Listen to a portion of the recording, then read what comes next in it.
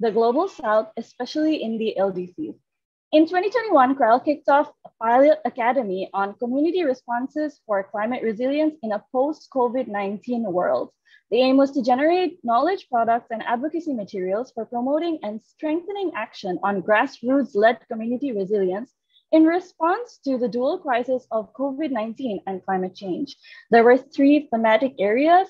They were resilient rural to urban food supply chains, ensuring migrant security, empowering women and youth leaders, and grassroots-led knowledge brokering. Different knowledge products were developed by the participants of the Academy, and today they will be sharing those products alongside their experience and journey with CRAL. We would like to start off with a video. This will be, the speaker in the video, and our first speaker for today will be Albert Nordstrom, who is a PhD and Head of Knowledge and Evidence at GRP, which is the Global Resilience Partnership.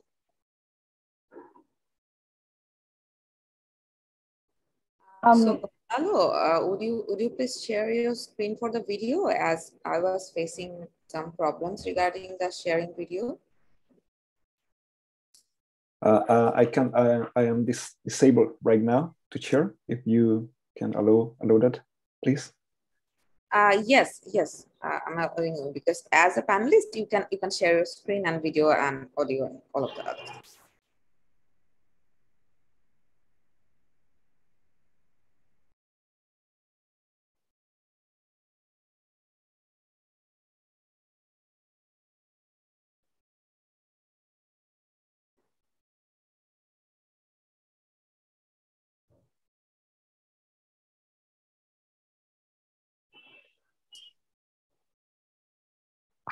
No. The system don't allow me to share my screen. Just wait a few more seconds. I have requested to the Gobeshona team.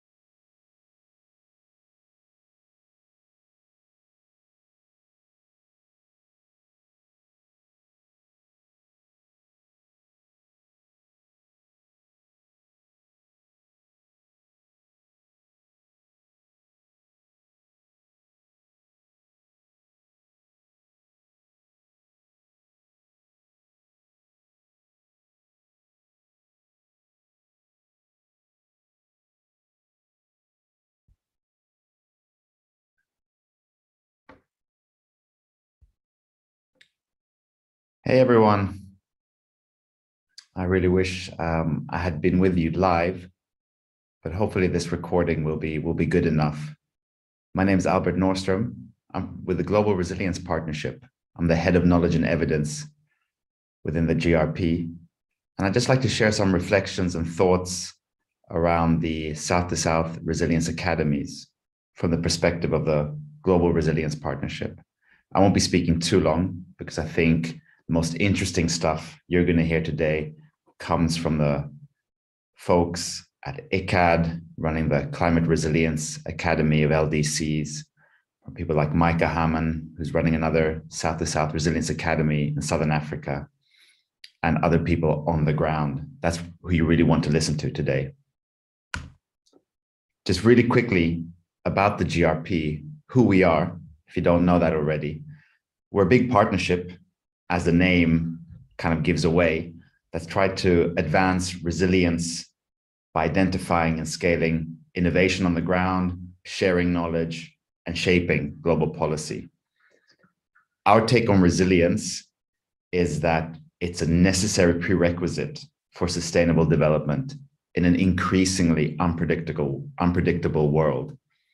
And resilience for us doesn't just mean persistence, it includes that, but it also extends to fostering capacities of adaptation and transformation in a world that's increasingly being faced by big shocks, uncertainty, and change. For example, COVID-19 is a very recent example of that. The GRP works across 4 broad areas around innovation to identify, support, and scaling on-the-ground innovations through different challenges or calls for proposals. The sharing function, where the GRP tries to harness the latest expertise, experience, evidence around resilience from all around the world and accelerate learning around that through different ways. GRP convenes as well by accelerating ambition and action on resilience to try and shape policy and increase investments to where it's needed the most. And the function that I'm involved in and leading is the advance function, which is all about connecting, supporting, advancing research communities and practitioners in the Global South to work together in order to solve Southern-based resilience challenges and advance research. It's just a bit of a background to why we're so thrilled and excited about the potential that these South-to-South resilience academies have. We're currently facing huge development and sustainability challenges, and these go beyond climate change. It's about a mix of different big challenges that are interconnected and need to be dealt with in a systemic manner. This graphic here is taken from the Planetary Boundaries framework. It's just one way to conceptualize and visualize these big challenges, showing us that currently, from an Earth systems perspective, we've breached 5 out of 9 critical planetary boundaries. Climate change is one of them, but we've also exceeded the limits of the biosphere when it comes to changing land from a land use perspective. We've changed biochemical flows. We've lost biodiversity to an extent which exceeds safe operating spaces. We've introduced novel entities to the Earth system at a rate which again exceeds the capacity or the resilience of the biosphere to continue in this stable manner that it has been doing for the past 10,000 years. So massive, massive challenges. A big, big problem is that many of the solutions to these challenges, or at least the solutions that get a lot of attention, are coming from the global north. And a lot of people, a lot of scholars, practitioners have begun commenting on this. This is a recent commentary piece in Nature by Harini Najendra, making that exact point that actually the global south is immensely rich in sustainability lessons, but they're not being picked up and they're not being highlighted enough in the global policy arenas where the solutions are being discussed. Recently, Climate Brief ran this very interesting analysis around the lack of diversity in climate science research. Again, a lot of the published stuff around climate science comes from the global north to the detriment of all the amazing work happening in the global south. So how do we address this big unbalance in where knowledge is produced to tackle these massive challenges that we talked about? Well, there's a bunch of different ways of doing it. One of these is the South-to-South Resilience Academies. We're not saying we have the solution, but we're happy to be chipping in with our straw in this big gauntlet that needs to be dealt with. So the South-to-South Resilience Academies are all about shifting global knowledge creation towards the global south, okay? And their basis is that the shift really needs to squarely recognize and address past geographic gaps, biases in theoretical perspectives, and all the historic inequities in access to policy influence and scholarly influence. The thinking behind this is that those living closest to the challenges are actually best placed to define and solve those problems. And we need their voices to be amplified in the global sustainability and development discourse. So a lot of this work really also picks up on principles of knowledge co-production, which basically means that in order to address the big sustainability problems we have, academics can't do this alone. You need a multiplicity of perspectives. You need a diversity of knowledge types in order to generate the knowledge that can generate the solutions for these big challenges. And so these resilience academies were envisioned to be, and they are, context-based, so mainly situated within the context where the solutions need to be developed around. They need to be pluralistic as well. So they explicitly recognize that there's multiple ways of knowing and doing, and you have to bring in this integrated knowledge into the mixing pot in order to produce the best outcome, right? And these academies need to be interactive. They need to really allow for ongoing learning among the people, the actors involved in the resilience academies themselves.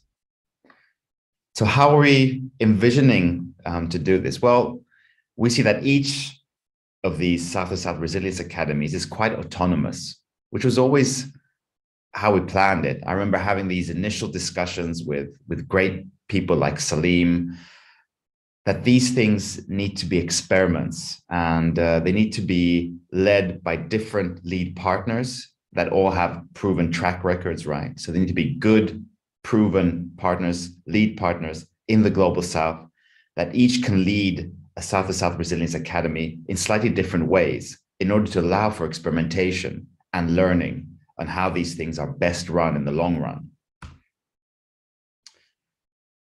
We want to ensure that there's some coordination and liaison between the different resilience academies for exactly this reason, to ensure learning from successes, but also learning from mistakes.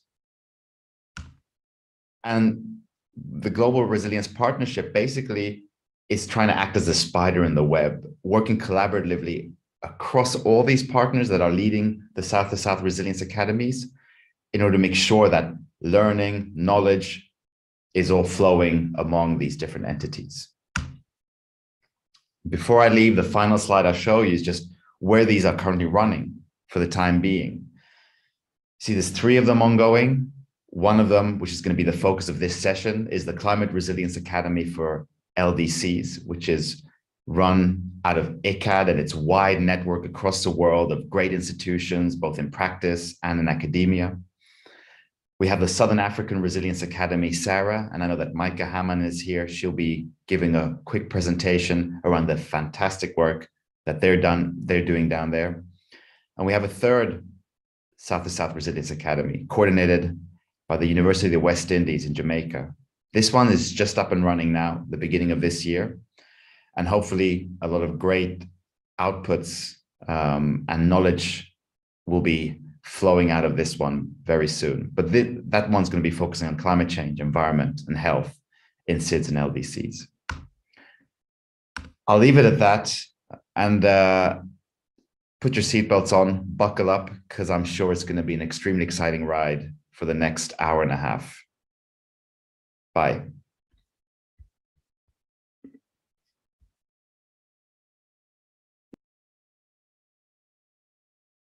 Thank you so much, Gonzalo, for sharing the video. And of course, even though Albert Nordstrom could not be here with us today, we are very grateful to him for sharing that video with us.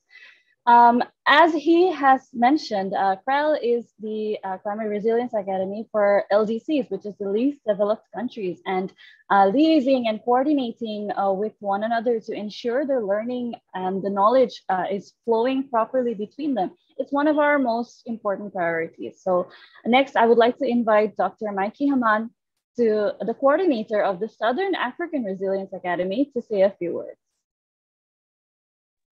Thank you so much. I'm just going to start sharing my screen, and I would appreciate if I could get a thumbs up of some sort if it actually worked. If you can see, great.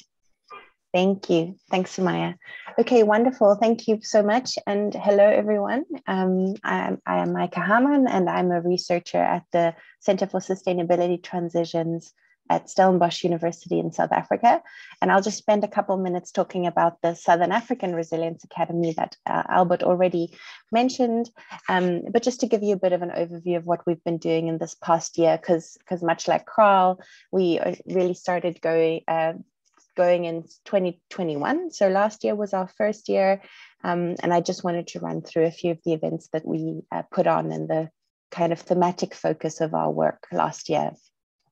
So the Southern African Resilience Academy, or SARA, is an initiative by the Global Resilience Partnership, as we've heard, and it's being implemented and coordinated by the Center for Sustainability Transitions at Stellenbosch University in South Africa. And it's very much supported by some key regional partners that we work with a lot, such as, for example, the USAID Resilient Waters Program and the Southern African Program on Ecosystem Change and Society, which is SAPEX. But it's essentially, and I think Albert already mentioned this, but the key kind of goals of the Southern African Resilience Academy are to strengthen the regional expert networks and collaboration in the areas of resilience and development. And you'll see in a minute what I mean by that, because we have quite a broad sort of thematic spread under SARA. But yeah, so to strengthen Southern African regional expert networks to support the co-production of policy and practice relevant knowledge, and to enhance the sort of knowledge exchange between Global South regions. So, you know, between SARA and CRAL and the newer academy that's just being set up at the University of the West Indies. And then to really promote this knowledge transfer from the Global South to the Global North. So very much just reiterating also what Albert just said, and also highlighting this fact that we are very keen on having that exchange between the different South to South academies. So I'm very grateful that I was invited to speak here. Thank you again for that.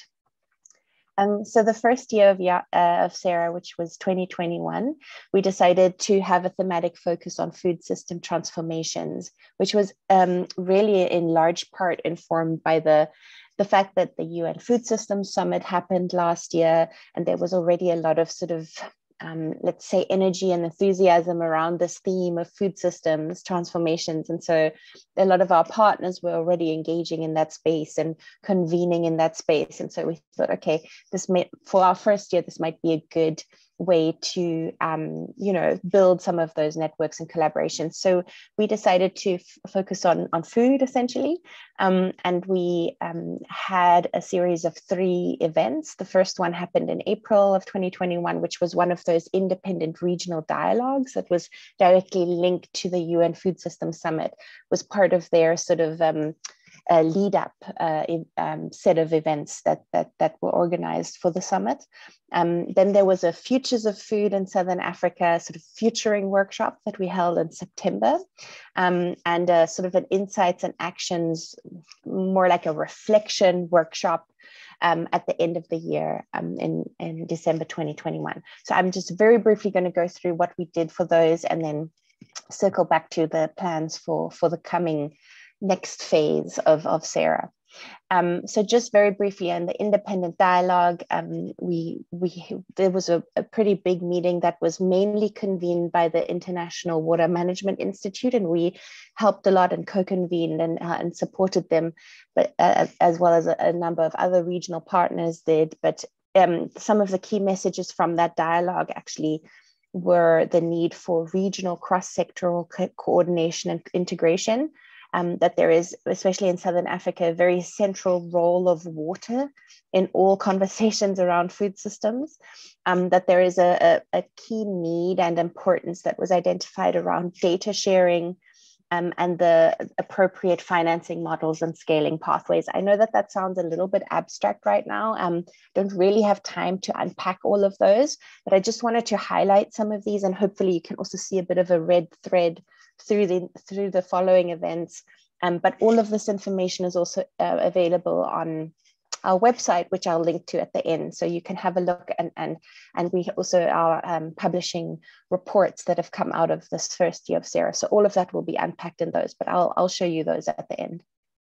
So the Futures of Food workshop, which was the one that happened in September, was a little bit more forward looking. So like not just the next 3 or 5 years, but like the next 30 or 50 years. What are we envisioning for food systems in Southern Africa? And really the point of this workshop was to bring together diverse perspectives on food futures in a sort of creative and generative process. And also to kind of share tools and methods to think a bit creatively around futures. And, you know, it's one of those things that was identified as a kind of a need in the practitioners and decision makers we were talking to, that it'd be nice to have a little bit of an exposure to different kinds of tools of thinking around the future in a sort of strategic way. And then, you know, really an opportunity during this workshop to explore some of the what if questions, like those kind of crazy ideas, like what if we suddenly can't grow maize anymore? What happens in Southern Africa? You know, those kinds of questions. So it was a really fun workshop, and I'm just going to show you some very quick slides. The details aren't important, but just some of the tools we were using to, for example, this kind of axis game where you kind of situate yourself in terms of how do you feel about the future? Do you feel quite capable of affecting change or not? And also, how do you feel in terms of, like, do you think it's going to get better? Do you think it's going to get worse? It's always a nice way to start a conversation to kind of situate people in how they feel about the future. But then more specifically, starting to grapple with content and specific topics. You know, how do you, using something like a futures wheel that you can see here, to really think through shocks and surprises to the system and what would happen? What are the kind of impacts of big disruptions? And then really kind of to think through, like, okay, so what is at the heart of transformational change? What do we really, like, if we dig deep down into the myths and metaphors of what we hold dear and what we believe, how do we understand how systems work, and where can we change some of those deeply held beliefs, or at least question them in order to find new ways of doing. And the final tool we like to use when we think about futures is this idea of a 3 horizons framework. So, you know, identifying some of the things that are dominant right now that need to become less dominant. What are some of the seeds of the future in the present? What are some existing small scale marginal activities that potentially, if scaled, could actually quite significantly change how we do things? And then what is that in between space where those 2 horizons sort of battle it out, the things that need to decline, the things that need to grow? What is that transformational change space, and where are the leverage points where we can actually make some concrete changes? So those are just some examples of some of these futuring tools we used, and we identified some emergent domains of change for these, what we identified as preferred futures for the region. I don't want to go through all of these, just to say that some of these domains of change, like, you know, having local, decentralized, diverse value change, and having more equity in the food system, especially when it comes to women and youth empowerment, etc. Those domains we then took into the final event, which happened in December, and was kind of the reflections workshop, where we said, okay, so if we want these things, if we want a more decentralized, localized value chain, if we want more equity in food systems, what are some of the concrete actions that people who identify as different kinds of stakeholders, so government officials, private sector, people working in the private sector, or non-governmental organizations, or researchers. So identify who are you as a stakeholder, and what can you do actually to achieve some of these key preferred futures, or these characteristics of futures that were identified. So this is what we call an action matrix. So that was the final thing we did last year. And, you know, just also part of a webinar where we reflected really on the year and the role of Southern African food systems, and in the global conversation around food systems. And so what's next is that we've, you know, worked hard to combine and synthesize all of this information into 2 reports, which are in the final stages of being drafted and finalized and published, and they'll be available shortly either on the Resilience Hub website for Southern Africa, which is reshubafrica.org, or on the Global Resilience Partnerships website. You'll be able to find them there. And if you follow the GRP, for example, on Twitter, you'll see when they actually go live. And then just finally, in terms of looking forward for SARA, we've decided to broaden the scope a little bit. So this first year of SARA focused on food systems, and then next 2 years of SARA, we actually said, okay, we have an umbrella theme. We're interested in the theme of building equitable resilience in Southern Africa, but that can mean a lot of different things. So we put out a call for working groups at the end of last year, and we got a lot of wonderful applications. And so we managed to actually select 8 working groups that are now going to do synthesis work under this broad theme. And the first meeting is actually happening, of these 8 working groups, is happening next week. So I'll keep you posted how it goes. And yeah, please follow the website if you want to have updates on what SARA is up to. And thanks so much for your attention. That's it from me. Thank you. Thank you so much, Mikey. That was a great talk. And of course, thank you very much again for sharing the events and results of the Southern African Resilience Academy. We're very happy to have you here today. Next, I would like to invite the participants of CRAL to speak about their knowledge products and their experience at the Academy. We would like to have Gonzalo Perez, which is from the Universidad of Tecnologica Metropolitana, Chile, and Boniface Rubeni, Green Agriculture and Environmental Limited in Tanzania, and of course, Yolanda Lopez Maldonado, who works in indigenous science as well. So please, if you would kindly share your experience with us.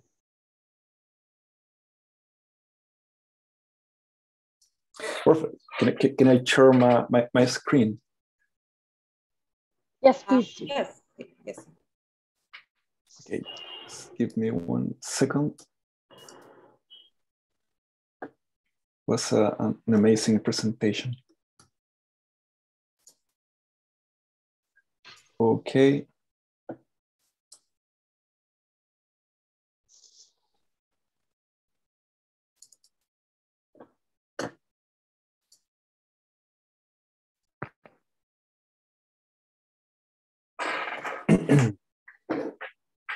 Okay, thanks so much for this. I'm Gonzalo Perez from Chile. I would like to talk about this amazing experience at CRAL, Climate Resilience Academy for LDCs.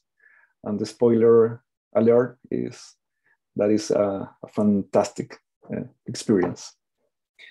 So, as you might know, with the past presentations, this idea about these academies is really interesting. This amazing opportunity in order to knowledge and learning and sharing from south to south is really amazing. Yeah. CRAL was I don't know, like a gift. There was 12 participants, so it was really interesting because there was a lot of different point of view and different kind of knowledge that we had the chance to discuss about. And they have 3 thematic groups. I have this amazing opportunity to be a part of one of them, and now I have amazing colleagues and friends, and we are keep working on that. So at the beginning, I knew about this academy by Twitter. So it was really interesting because I am doing my PhD about resilience to climate change. So it was, hey, they talking to me, right?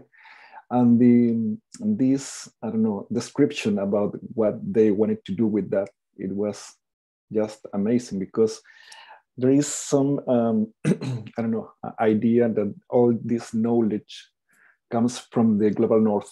And it was the opportunity to talk about that. And in Professor Salim words, it's the first adapters in the global south. So it's really, really interesting. Resilience to climate change is a big deal right now. This idea to work and co-create knowledge, it's really, really amazing. And this opportunity to meet new people, young scientists and practitioners. Yeah. So according to the topic, resilience, climate change, Bangladesh is far away from here. Okay, I'm in Chile, at the bottom of the world. Yeah, you're really welcome if you want to come here. But what you can see on the news or something, is that Bangladesh is really big country. There's a lot of inhabitants, and they are facing climate change right now. So they know what are they talking about. They really are creating knowledge from the field. There is some inspiring scientist, Professor Salim is one of them. But the most interesting thing, I guess, it was this call for the action, not just trying to create knowledge for the knowledge, but for do something facing climate change. So that's really made some big difference. Yeah. So starting the journey, the confirmation. Yeah, because okay, so I did the application. They wrote back, yeah, you're going to be part. So it was really, really interesting because it was a chance to do that. And the first presentation was really, really awesome. The working group, all of us from the global south, suffering the same things, even when we are living in different continents, a wide knowledge about climate change. So we are facing that. It was last year. So the reports from IPCC wasn't there at that time. The guidelines that they are working on, like you were talking about, Mike, it's really, really interesting. It's amazing what you're doing with these academies. And have this kind of boot camp. It was an amazing week. Yeah, it was a little hard for me because it was 4 a.m., but it's no problem at all because the topic was really, really interesting. So we have to organize in groups. I had this amazing opportunity to meet Boniface and Yolanda. Thank you for all the time, guys. So we were working on resilient food system because it was the topic of the academy. But in the research, we were discussing about this amazing universe of indigenous and local knowledge about it, and how can that knowledge can help us to face climate change right now, even when we are doing the opposite of that. About the transformations, transformation is what's really amazing, and it was the opportunity to discuss about that. Discussing transformation in 3 different continents, it was an amazing opportunity.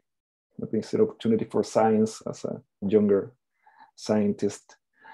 Friendship, yeah, that's probably an outstanding opportunity for us, because you had the chance to meet people, to know different point of view, and that was really, really interesting. And the academy gave us the opportunity to attend the COP26 there.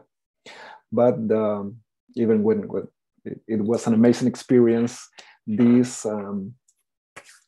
really, I don't know, 9 months of work together. I don't know, every week it was really, really, really interesting. So this is probably the most important things, I guess. So we are continue working together, and that is really awesome.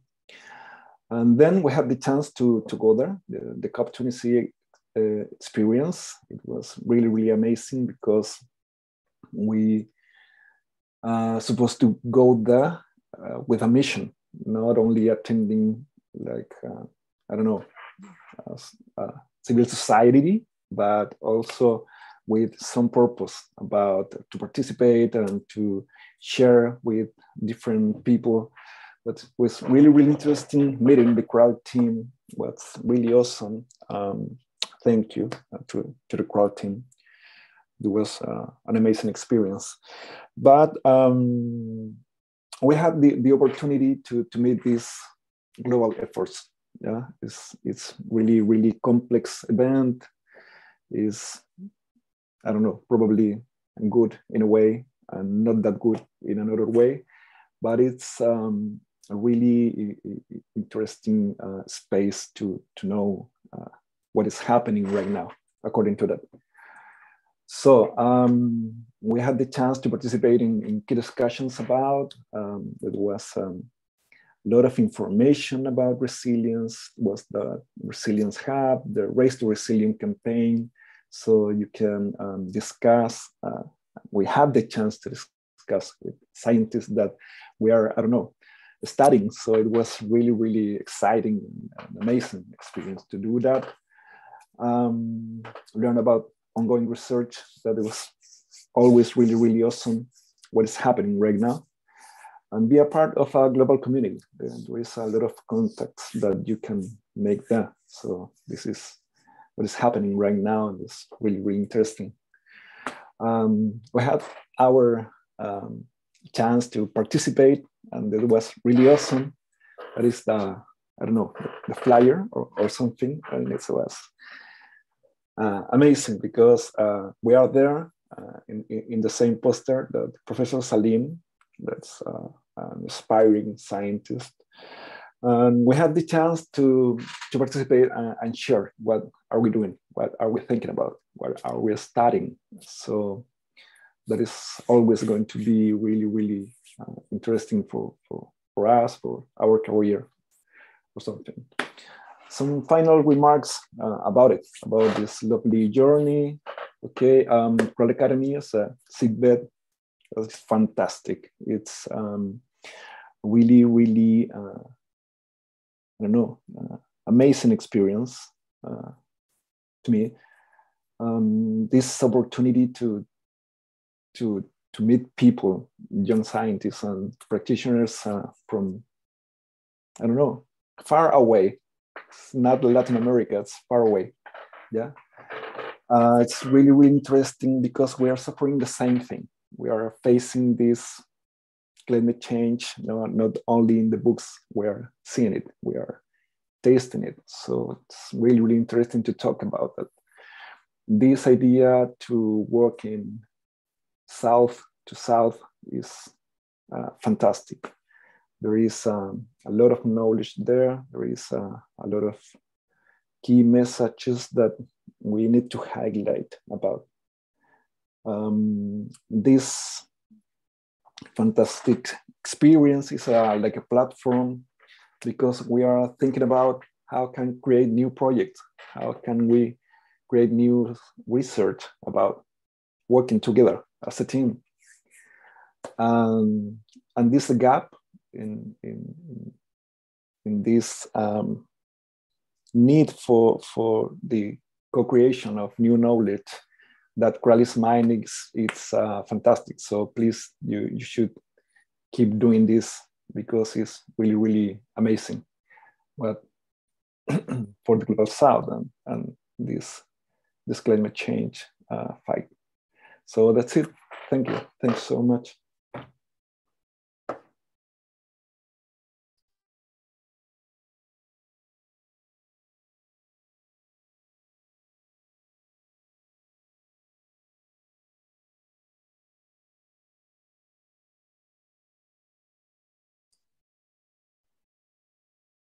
Thank you so much, Gonzalo. We have a very nice comment from Mikey. If you would like to take a look at that.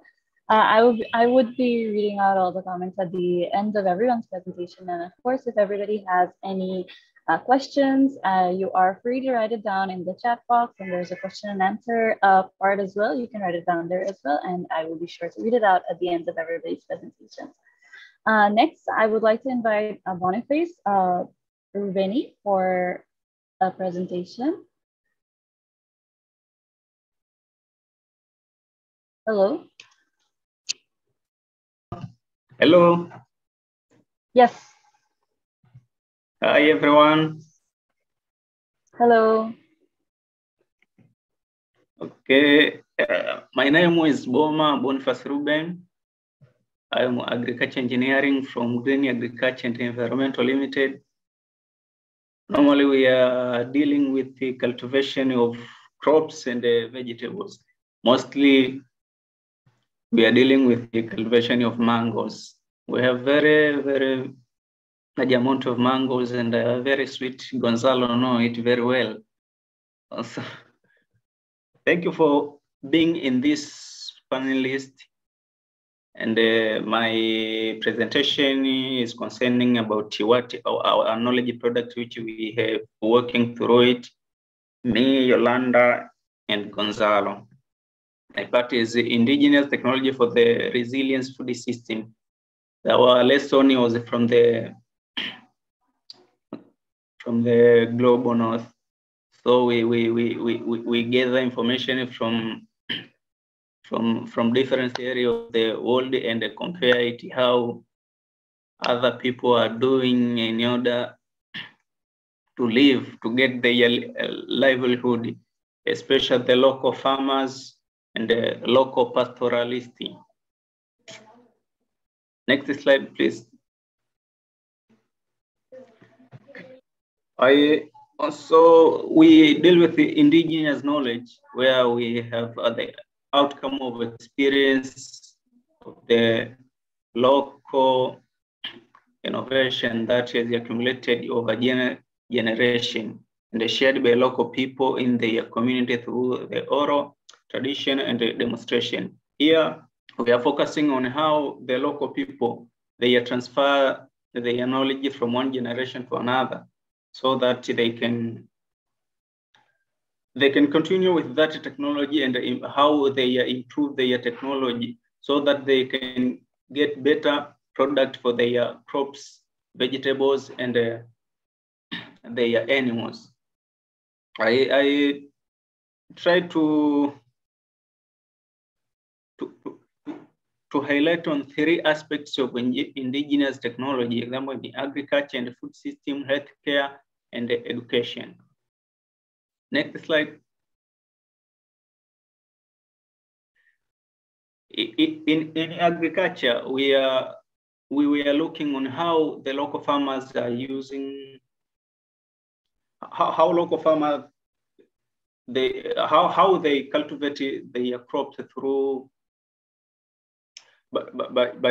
by using the local tools, especially they are using the hand hoe, pangas, and the threshers, so that they can get their crops. Also, when you see in the livestock keeping and the fishing and the storage of agricultural produce, I have some photos here.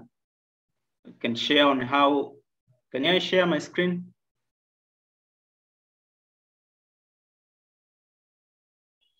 Yes, you can. I think you have the opportunity to share your screen. Yes.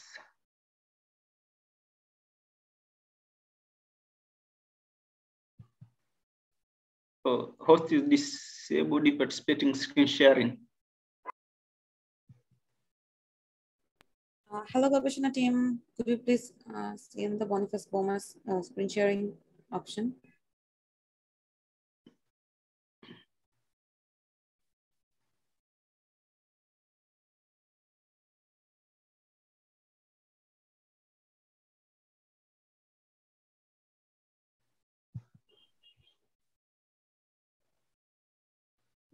I'm going to stop share.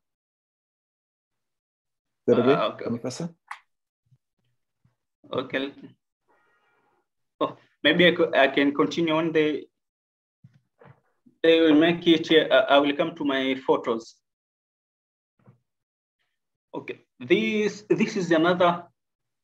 This is one of the method for maize storage corps at Singida in Tanzania, where they are using this one is called the kichanja. This is Swahili language. They are using this method in storage of their crops. We can use this method. You can store your maize after the harvest for either 5 up to 6 months before the rain is coming. As you see, this method, they store their maize outside the house. So when the rain coming, they may spoil the maize. So that's why they store it for the short period of time. Then after that, they thresh it, then they store it in the house by using it in the granary. Next slide. Yeah, this is the indigenous farmer in under region of Peru. I think this one Yolanda will explain more because he's working on that one. Let's go to another slide. Okay. Also, I highlighted in the healthcare how the indigenous farmer, they treat themselves from illness and the other diseases. We can use most of the indigenous farmer, they use tree roots, tree banks, and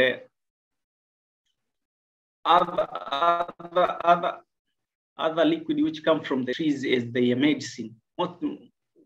Most of trees, they use neem trees and the aloe vera to treat their diseases.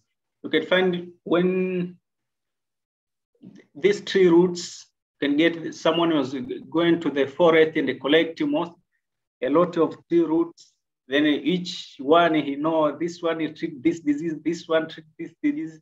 There's a very fantastic knowledge which I come through it.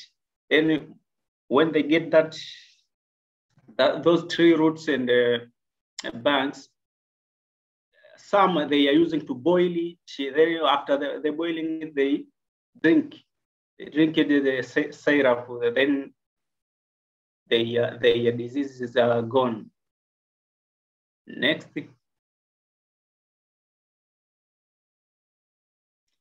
Also, in the education system, this we highlighted how the indigenous community, they transfer their knowledge from one generation to another generation.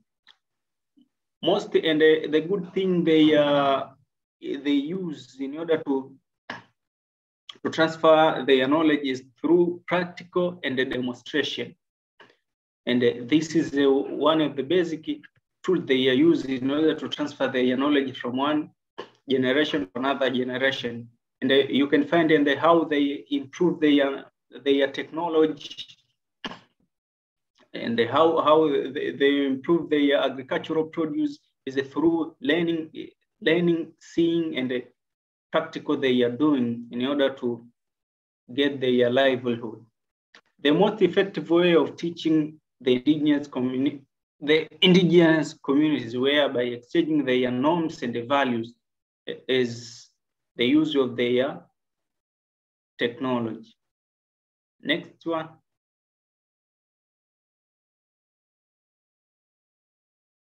Okay, thank you. Can we go to the photos, because I'm sharing my screen, then you can see the. Oh.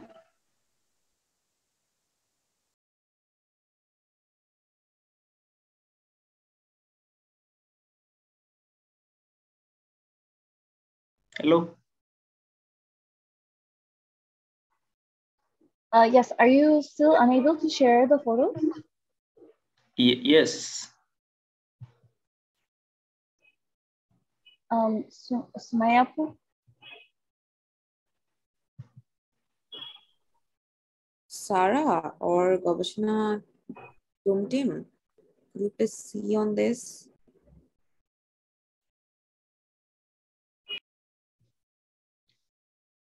Okay, maybe I will share it in the chat box if it's possible.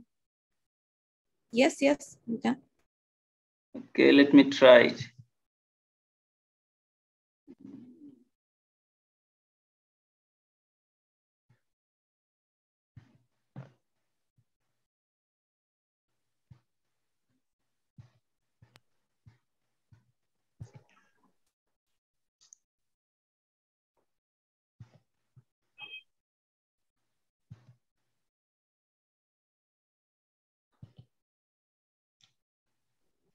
Boniface, you can share your screen now because you are upgraded to co-host from panelist. Okay.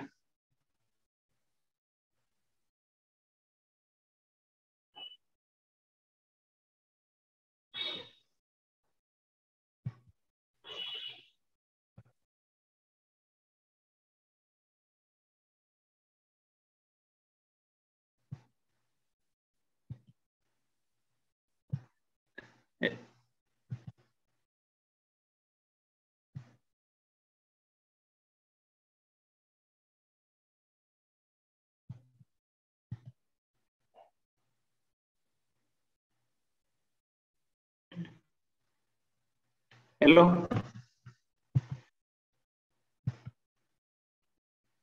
Is it okay? No, I don't think it has loaded yet. We are unable to see your screen. Oh, it can't share.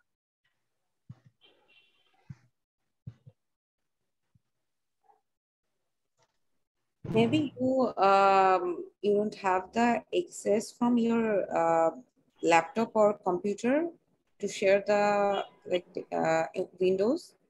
You can check your settings because if as you are now co-host, so you are have all of the accessibility to the Zoom link to share your screen and video and audios. Okay. Okay, but no problem. I will share maybe through the email.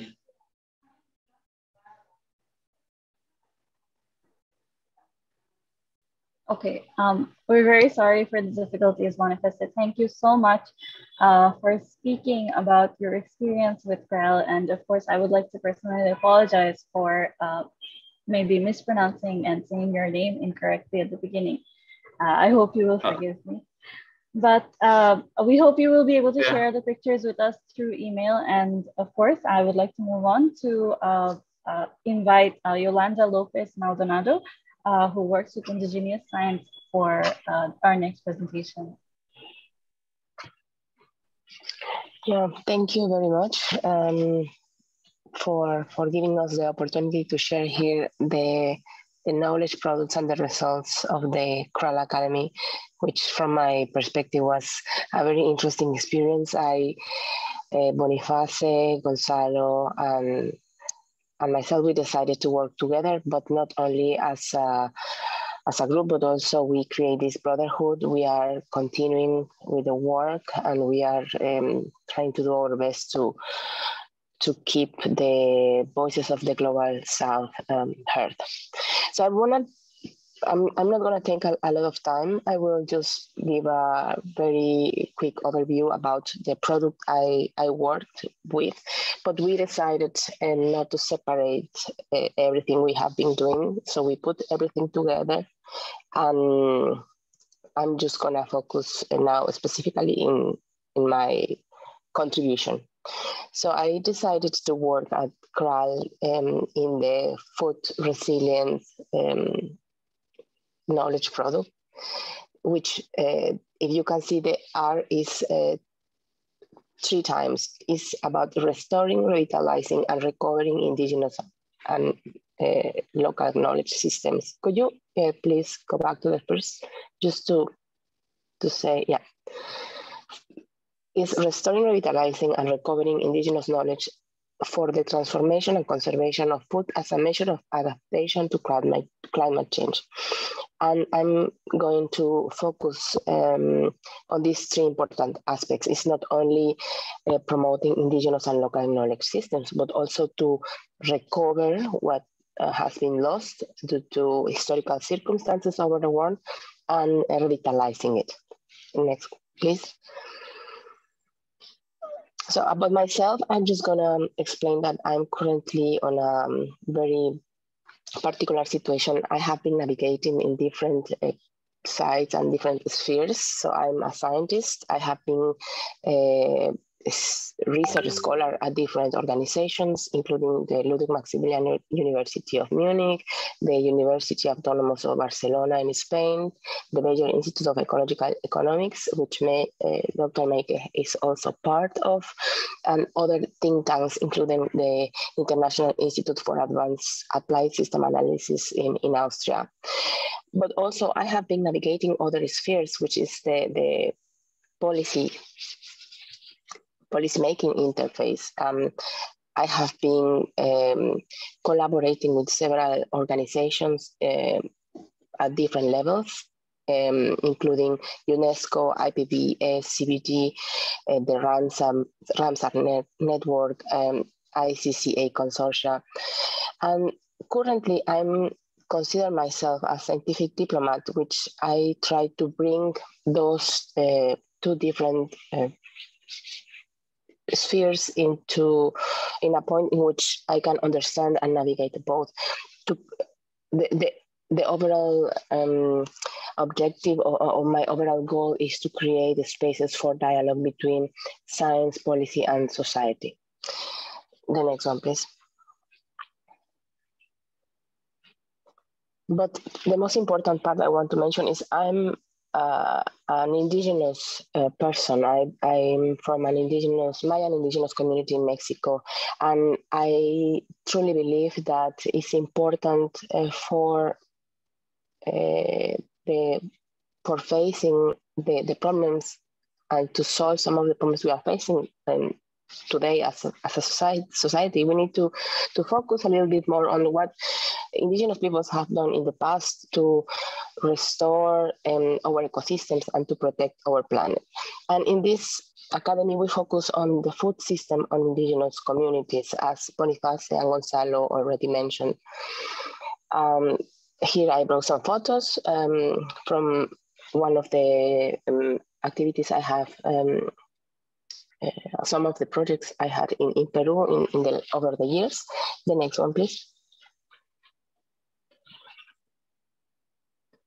But why indigenous peoples' knowledge? We all know that indigenous peoples have unique cultures, traditions, and knowledge, but they also have the future of our planet in their hands because they manage and maintain the healthiest ecosystem of the planet. And I'm not saying this as a random fact, but there are scientific facts that prove that indigenous peoples are spread over the world, and they hold crucial environmental knowledge to preserve biodiversity and ecosystems. The knowledge they had has been maintained over generations, has been passed over generations, but unfortunately they have been suffering some oppressions, and this very important knowledge, which is important not only for indigenous peoples, but also for the wider society, has been eroded and has been lost over the years. So far, research involving indigenous peoples has been defined and carried out primarily by non-indigenous researchers or Western researchers, and sometimes they use approaches that do not reflect indigenous worldviews nor their understandings.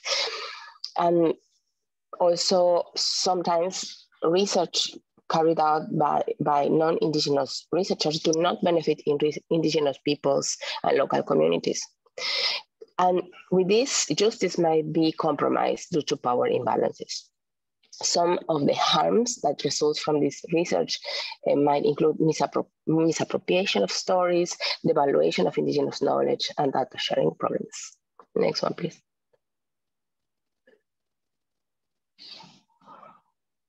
So I decided to create, with all this background, an indigenous-led initiative for the CRAL Academy. This initiative will function as a space system through multiple sources, including social media, taking into account the participation of indigenous peoples to process, analyze, document, and preserve ancestral indigenous knowledge, including their own methods and approaches to strengthen food systems. And the target audience will be the wider society, international corporations who are the most affecting our resources in the food chain, and policymakers. The next one, please. The methodology is very simple, very easy. Is use diverse sources of knowledge, including social media. And this will help us to share the information into different parts of the world, including, for example, the way in which indigenous peoples produce food, sell food, select the seeds, cultivate the particular products and resources, how they sell their products. And Boniface contributed a lot with that by giving us an overview of how, for example, the corn is stored and dried in Tanzania, for example, and in other different places. I have been working in Peru, and I have shared some information about that as well. So the main and the overall objective of this was to share the information directly from indigenous peoples and local communities without intermediates. The emphasis was given to recovering the knowledge about diverse ingredients used by our ancestors that are in risk of extinction, but that can be recovered back and included into the contemporary societies for food sovereignty. And of course, again, participation of indigenous peoples, the establishment of spaces for dialogue, in addition to carrying out coordinated actions between different stakeholders, was key to achieve the goal of this indigenous-led initiative. The next one, please. So the project still continues, but there are some final remarks that I just want to bring here. The main problem is that indigenous knowledge continued to be extracted from their communities without due credit, and indigenous people receive nothing about their own indigenous knowledge. So it's important to work together with indigenous peoples and local communities globally to make their knowledge available for nature conservation while protecting intellectual property rights for licensing. And this will help us to also protect and restore their indigenous knowledge, which will help us to, will contribute to the resilience of food systems. The next one, please. And with that, I just want to say many thanks to Gonzalo Boniface for being part of this amazing experience, and also to the CRAL team that we had so much fun at the COP. And it was an amazing journey, and I learned a lot about how we from the Global South perceive the things. Thank you. Thank you so much, Yolanda, for sharing your experience with us. And it was very fascinating to learn about the indigenous communities and their knowledge. Next, with that, of course, we are done with all the participants. Thank you so much to all three of you for presenting your work with us. And it was very interesting to learn your knowledge, learn about your knowledge products. Next, I would like to invite my colleague, Sumaya Binti Selim, to speak about CRAL Phase 2, which will be starting soon. Hello, everyone. So it was very nice to see you all again, as we're we're part of CRAL Phase 1. So from the experience we got from CRAL Phase 1, we were like very enthusiastic to start our Phase 2. So we are going to start our CRAL Phase 2 in the April, and we'll go for call for application within May. So we have just back and forth discussion with Albert and Michael. So we said so that we can collaborate with them for the making a bridge between the South Asia and also the African Resilience Academy. So we are just talking about that with Micah and Albert, that how we can collaborate and make a bridge among the researchers of Africa and Asia. So as the CRAL Phase 1 just focused on different areas of the world. So we found that it is more productive if we can focus on a specific region. So it would be very it would be better to if we focus on a different area so that they can work together.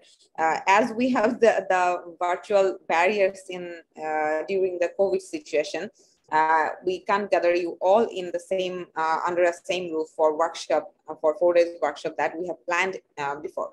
So we are planning that in CRAL phase 2 we can just fight against the COVID, and we will try to gather our participant under the same roof in Bangladesh for a 4 days workshop.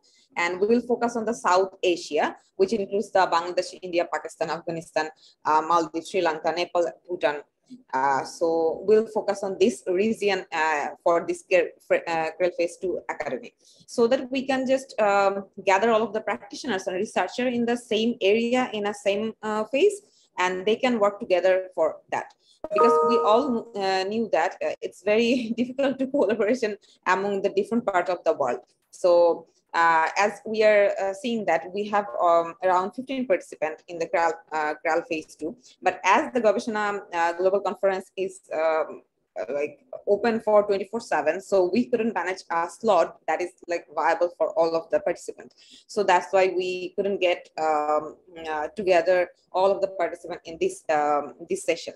So we'll focus on that thing on CRAL Phase 2. So we're planning to do a residential workshop in Bangladesh for 4 days in August. And then again, we'll try to have a dissemination event on COP27, which will be in Egypt this year. So we are very enthusiastic and interesting to look forward to our physical presence of the participants. So it would be like very better for us to get all of the participants in under the same roof, because there's if we all knew that there's nothing more than the interaction when you are in the same place. So please feel free to share this information with your network, if any of your friends in South Asia, so that they can apply for that, and they will get to know about the locally adaptation. We'll focus on the locally adaptation in this year's academy, and also the loss and damage. So if anyone in your network have interest in these topics, please feel free to share, and we'll try to get them on the CRAL Phase 2 Academy. So this is my message from all of the experience we gathered from CRAL Phase 1. That was our learning. That was your learning too. So we have like get all of the best knowledge from CRAL Phase 1 to CRAL Phase 2 to get a better version of CRAL Phase 1. And you will always be special for us, as you are the CRAL Phase 1 participant, and you are become CRAL alumni to the CRAL Phase 2 participants. So it is very wonderful to have you all in the CRAL Phase 1 and also in the COP27. We apologize for not accommodating all of the participants to the COP27 for all of the like COVID and funding issues. So we are very sorry for that, but we look forward to get any advice that you intend to share with us about how we can make a better version of CRAL in the Phase 2. Any thoughts or any opinions from you are all welcome from our side. So thank you, and please feel free to share the CRAL Phase 2 opportunity with your network.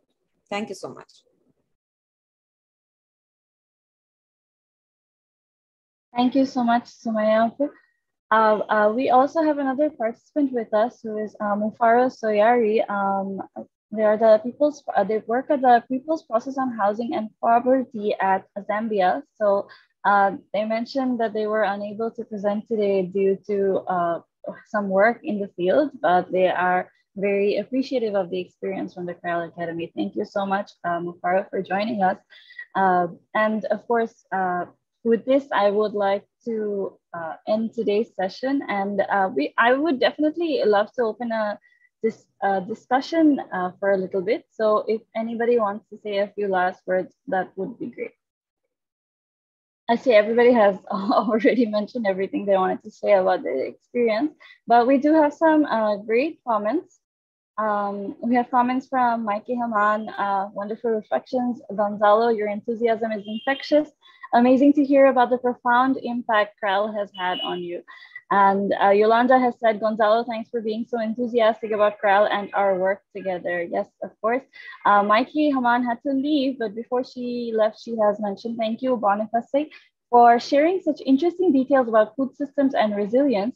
Unfortunately, I have to leave now for an appointment, but it was wonderful to connect with you all and hear more about the amazing work that CRAL has done. I look forward to more interactions. All the best. Keep well. Gonzalo has said amazing experience. Thank you so much. And of course, I've already read the others. Yolanda has just mentioned thanks to Boniface too. Thank you so much to the three of you for presenting and sharing your experience with us today. We hope that we will be able to see the images that Boniface wanted to share with us through email. And I look forward to that. Thank you once again. And I would like to end the session here. Thank you to our participants for joining and our attendees for joining the session. Thank you so much, Sumaya Salim, for talking about CRAL Phase 2 as well. Thank you very much.